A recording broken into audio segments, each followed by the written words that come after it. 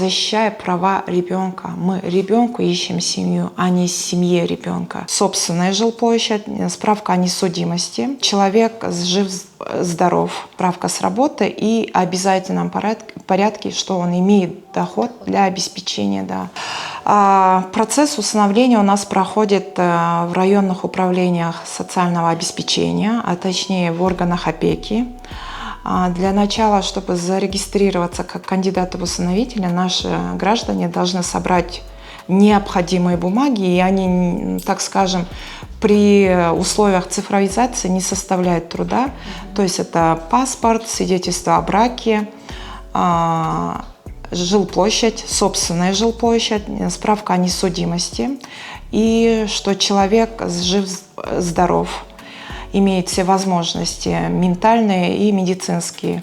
Также, что человек, если работает, справка с работы и обязательном порядке, что он имеет доход для обеспечения всех условий для ребенка. При сборе всех этих бумаг наши граждане идут в нашу соцзащиту и регистрируются. После этого наши работники предоставляют им логин-пароль для доступа в электронную базу для детей, оставшихся без попечения родителей. После этого им предоставляется возможность увидеть анкетные данные детей по их критериям. То есть, если человек пожелал в своем заявлении, написал, что он хочет увидеть ребенка от 0 до 7, он будет иметь возможность увидеть только вот в этом промежутке. Да. После этого, если человек выбрал уже конкретного ребенка, если на этого ребенка не имеется других кандидатов, база наша автоматически предоставляет направление для того, чтобы наш гражданин имел возможность увидеться с ребенком. То есть, в основном это наши дети в детских домах, в некоторых моментах они и воспитываются в фостерных семьях. Если, допустим, два гражданина нажали одновременно на этого ребенка, что в большинстве случаев бывает на детей до 5 лет, на них даже могут быть 10 человек нажать одновременно. Вот ребенок сейчас зарегистрировали, через минуту 10 человек могут нажать на этого ребенка кнопку. Приоритет, то есть направление первым выдается тому кандидату, который первым стал. То есть, допустим, в 2017, а до этого 2019 приоритет, кто был в 2017 году. Дети, которые зарегистрированы в электронной базе, и приоритет дается нашим гражданам. То есть эти дети, если сегодня зарегистрировали, в течение 3 месяцев наши граждане не пожелали усыновить этого ребенка, только после 3 месяцев данные этих детей идут на доступ иностранным усыновителям. Приоритет нашим гражданам. Бывает тоже у нас случаи, когда спрашивают, почему, если у нас огромное количество кандидатов-усыновителей, а дети идут на иностранное усыновление.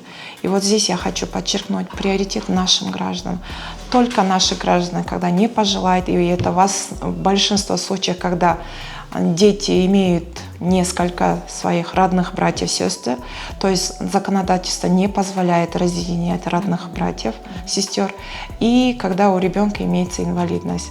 В этих случаях у нас наши граждане отказываются, и эти данные детей идут на иностранное усыновление. В данное время у нас в базе зарегистрировано 838 наших граждан. И, если не ошибаюсь, более 18 иностранных граждан. А детей у нас 398. Да, и в большинстве случаев здесь зарегистрированы дети, которым уже от 10 лет. То есть ребенок в детском доме находился, наших особых таких желающих усыновить этого ребенка не было, потому что, допустим, у этого 5-летнего ребенка имеется 3 родственников. И поэтому уже ребенку уже 7, он все же в детском доме уже ему 10, а его до сих пор не желают, потому что родные братья и сестры. закон не позволяет нам их разъединять. Поэтому количество детей составляет именно вот такие дети. Здесь хотелось бы еще подчеркнуть, да, когда вопрос возникает, почему в детских домах много детей, а вы нам детей не даете. Когда к нам приходят желающие усыновить ребенка, мы всегда подчеркиваем, государство работает, и в частности министерство, защищая права ребенка. Мы ребенку ищем семью, а не семье ребенка. То есть приоритеты, интересы детей в первую очередь. Поэтому, когда граждане обращаются, мы говорим, посмотрите на эту ситуацию чуть иначе. Вы себе ищете на старости лет, ну не обязательно на старости, себе как будто опору, какой-то смысл жизни, но переосмыслить, дать этому ребенку возможность прожить хорошую жизнь, создать условия для его дальнейшей жизни, дать вот это, то, что он и так уже ограничен, да, от каких-то эмоций, от какой-то вот... Ребенку что надо? Безопасность, и чтобы родной человек был рядом. Вот тогда вырастает очень уверенный в себе человек. Вот от этого они исключены. Поэтому говорим, вот дайте этому ребенку счастье, вот дайте возможность для его развития. И этот ребенок, который вроде бы казался, что он болеет, что он кажется, что у него есть какие-то ограниченные возможности, умственные или физические, этот ребенок расцветет. Я просто могу это на примере, когда иностранные граждане усыновляют у нас детей с инвалидностью, либо с какими-то умственными отклонениями, и когда они работают с ребенком, и в первую очередь, когда дают искреннюю любовь, этот ребенок меняется. Потому что мы в отчетах видим, что эти дети, которые у нас обучались, допустим, в вспомогательных школах, они там уже идут в обычную школу. То есть эта интеграция идет с обычными детьми, и ребенок уже видит, что он такой же обычный.